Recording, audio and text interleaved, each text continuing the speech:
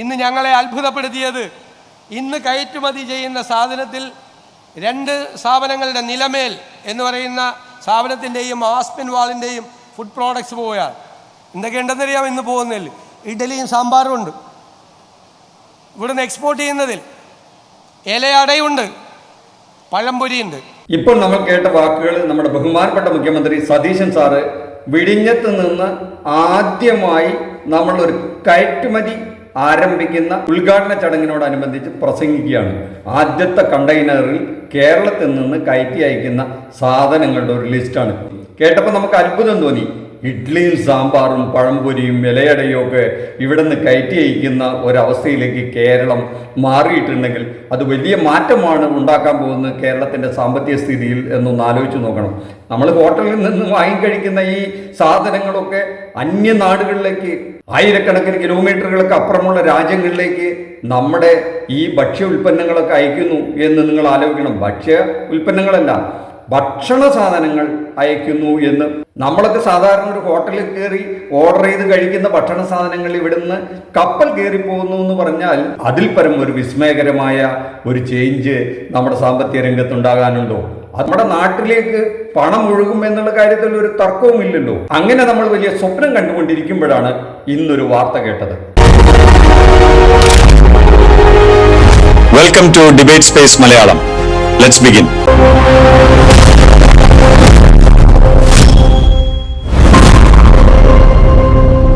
വിഴിഞ്ഞത്ത് നിന്ന് ആദ്യമായി കപ്പലിൽ കയറ്റി അയച്ച കണ്ടെയ്നറിൽ ഇഡ്ഡലിയും സാമ്പാറും ഉണ്ടെന്ന് മുഖ്യമന്ത്രി പറഞ്ഞത് നിങ്ങൾക്ക് ഓർമ്മയുണ്ടോ? ഓർമ്മയുണ്ടല്ലോ മേഡം. ഇപ്പൊ കണ്ടെടുത്തേ ഇല്ലല്ലോ, ഈ കാതുകളിലൂടെയല്ലേ കേട്ടത്. ശരിയാണ്, അന്ന് വിഴിഞ്ഞത്ത് നമ്മുടെ ഉദ്ഘാടനം, ആദ്യത്തെ കയറ്റുമതി വിഴിഞ്ഞത്ത് നിന്ന് വെറും 3 മാസം കൊണ്ട് ഒരു പോർട്ടുണ്ടാക്കി കപ്പൽ കയറ്റി ഇഡ്ഡലിയും സാമ്പാറും പഴംപൊരിയും ഇലയടയും അയച്ചു എന്ന് പറയുന്ന നമ്മുടെ മുഖ്യമന്ത്രി പറഞ്ഞ വാക്കുകൾ ഇപ്പോഴും കാതുകളിൽ നന്നായി മുടങ്ങുന്നുണ്ട്. എന്ത് സംഭവിച്ചു മേഡം? അങ്ങനെ പറഞ്ഞതൊക്കെ ഇപ്പൊ ആകെപ്പാടെ പ്രശ്നമായിരിക്കണത്. സോഷ്യൽ മീഡിയയിൽ ആകെ ട്രോൾ മഴയാണ് കേട്ടോ. മുഖ്യമന്ത്രി പറഞ്ഞതേ ശരിയല്ല. എന്താണ് മേഡം പറയുന്നത്? നമ്മുടെ മുഖ്യമന്ത്രി പറഞ്ഞത് ശരിയല്ല എന്നൊക്കെ പറയുന്നത് എന്തെങ്കിലും ഒന്ന് പറയരുത്. ഈ ഓണത്തലേന്ന് എന്തെങ്കിലും കാര്യങ്ങൾ പറയുമ്പോൾ അതിൽ വല്ല വാസവും ഉണ്ടാകണ്ടേ? എന്നാലും ശരിക്കും ഉള്ളതാണോ മേഡം? ഒന്ന് പറയും. ഇഡ്ഡലിയും സാമ്പാറും ഇല്ലെന്ന് ഈ ഭക്ഷ്യ സാധനം കയറ്റി അയച്ച നിലമേൽ എക്സ്പോർട്ടേഴ്സ് മാതൃഭൂമി ന്യൂസിനോട് വ്യക്തമാക്കിയിട്ടുണ്ട്. എന്താണ് പറഞ്ഞത് നോക്കാം. മേഡം തമാശ പറയരുത്. ഓണക്കാലമാണ്, മാവേലി നാടുവാണിയിടും കാലം, കള്ളവുമില്ല ചതിയുമില്ല, എള്ളോളമില്ല പുളിവചനം എന്നാണ് പ്രമാണം. അതുകൊണ്ട് മേഡം ഈ ഓണക്കാലത്ത് അത്തരത്തിൽ തെറ്റായ ഒരു കാര്യവും പറയരുത്. ശരിക്കും അങ്ങനെ തന്നെയാണോ മേഡം? വിഴിഞ്ഞം തുറമുഖത്ത് നിന്ന് ആദ്യമായി സ്പെയിനിലെ വലൻസിയയിലേക്ക് അയച്ച കണ്ടെയ്നറിൽ എന്ത് ഭക്ഷണ സാധനമാണ് ഉണ്ടായിരുന്നത്? ഫ്ലാഗ് ഓഫ് ചെയ്ത ശേഷം മുഖ്യമന്ത്രി വി.ഡി. സതീശൻ വെളിപ്പെടുത്തിയത് കേട്ട പലരും അത്ഭുതപ്പെട്ടു. ഇന്ന് ഞങ്ങളെ അത്ഭുതപ്പെടുത്തിയത് ഇന്ന് കയറ്റുമതി ചെയ്യുന്ന സാധനത്തിൽ രണ്ട് സ്ഥാപനങ്ങളുടെ നിലമേൽ എന്ന് പറയുന്ന സ്ഥാപനത്തിൻ്റെയും ആസ്പിൻ വാളിൻ്റെയും ഫുഡ് പ്രോഡക്ട്സ് പോയാൽ എന്തൊക്കെയുണ്ടെന്നറിയാം. ഇന്ന് പോകുന്നതിൽ ഇഡലിയും സാമ്പാറും ഉണ്ട്. ഇവിടുന്ന് എക്സ്പോർട്ട് ചെയ്യുന്നതിൽ ഇലയടയുണ്ട്.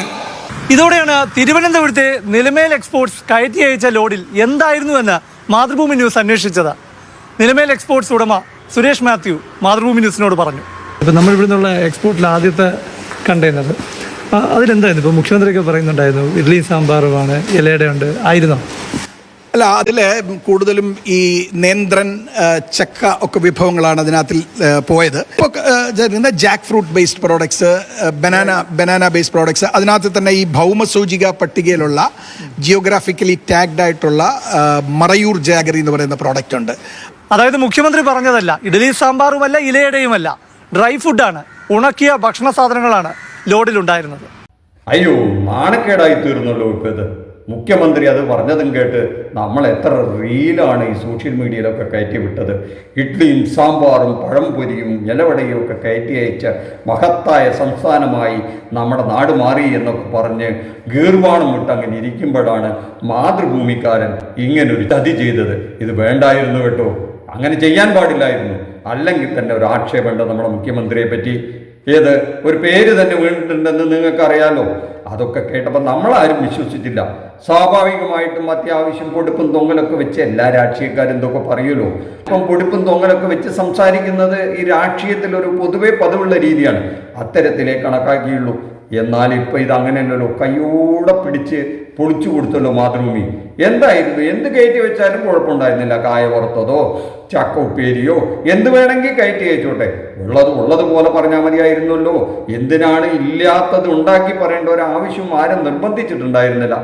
എന്തായാലും അടുത്ത ട്രിപ്പിലെങ്കിലും ഈ പറഞ്ഞ സാധനങ്ങൾ കയറ്റി അയച്ചിട്ട് നമ്മുടെ മാനം രക്ഷിക്കണമെന്ന് മാത്രമേ നമുക്ക് പറയാനുള്ളൂ. എന്തായാലും നമ്മുടെ രാഷ്ട്രീയ നേതാക്കൾ രാഷ്ട്രീയമായാൽ പോലും അതിലൊരു സത്യസന്ധത പുലർത്തുക എന്നുള്ളത് നമ്മുടെ നാടിനോടും നാട്ടുകാരോടും പുലർത്തേണ്ട ഒരു അത്യാവശ്യ സ്വഭാവവിശേഷമാണ് എന്നുള്ള കാര്യത്തിൽ നമുക്കാർക്കും അഭിപ്രായ വ്യത്യാസമുണ്ടാവും എന്ന് തോന്നുന്നില്ല. നമ്മുടെ പ്രേക്ഷകർക്കും ഇതിൽ ചില അഭിപ്രായങ്ങളൊക്കെ ഉണ്ടാവുമല്ലോ, അതങ്ങ് കമൻറ്റ് ബോക്സിൽ കുറിച്ചോളൂ.